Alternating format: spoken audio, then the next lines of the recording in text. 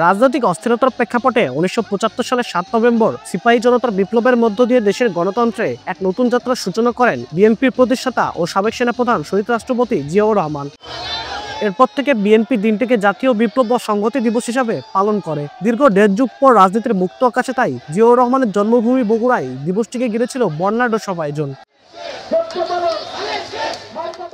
দিনব্যাপী বিএনপি ও অঙ্গ সংগঠনের নেতাকর্মীরা দোয়া মাহফিল সহ স্থিরচিত্র প্রদর্শনীর আয়োজন করে। বিকেলে আলতাপুন্নেসা খেলার মাঠ থেকে বর্ণাঢ্য র্যালি বের হয়। র্যালিতে ঢল নামে বিএনপি ও অঙ্গ সংগঠনের নেতাকর্মীদের। স্লোগানের সঙ্গে শহীদ প্রেসিডেন্ট জিয়াউর রহমান, বিএনপির চেয়ারপারসন বেগম খালেদা জিয়া ও দলটির ভারপ্রাপ্ত চেয়ারম্যান তারেক রহমানের প্ল্যাকার্ডে ছেয়ে যায় মিছিল। এই ৭ই নভেম্বরে যদি না হতো তাহলে কিন্তু আজকের এই স্বাধীনতার দ্বার উন্মোচন হতো না, মানুষের বাক স্বাধীনতা ফিরে পেত না।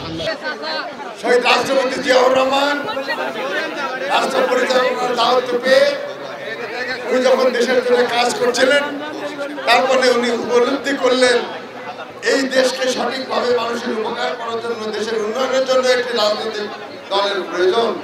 তাই তিনি এই বাংলাদেশ জাতীয়তাবাদী দলকে তিনি তৈরি করেছিলেন, সৃষ্টি করেছিলেন। প্রতিটি মানুষের উদ্দেশ্যে কিন্তু একটি বক্তব্য দিয়েছিলেন যে আমার এই ক্ষমতা নেওয়ার জন্য নয়, আমার এই রাষ্ট্র ক্ষমতা পরিচালনার জন্য নয়, আমি জনগণের সেবা করতে চাই এবং জনগণ যাতে আগামী দিনে এই বাংলাদেশ সুখী সমৃদ্ধশালীভাবে গড়ে তুলতে পারি এবং জনগণের সহযোগিতা চেয়েছিলেন। শহীদ জিয়াউর রহমান সেই ৭ই নভেম্বর এদেশের বীর সিপাহী জনতার ঐক্যবদ্ধ আন্দোলনের মুখে এবং এদেশের বীর সিপাহী জনতার চাপের মুখে সেদিন তিনি দায়িত্ব নিয়েছিলেন এবং বাংলাদেশকে আপনারা জানেন একটি তলাবিহীন ঝুড়ি থেকে বাংলাদেশকে একটি স্বাধীনতার দেশ হিসেবে গড়ে তুলেছিলেন।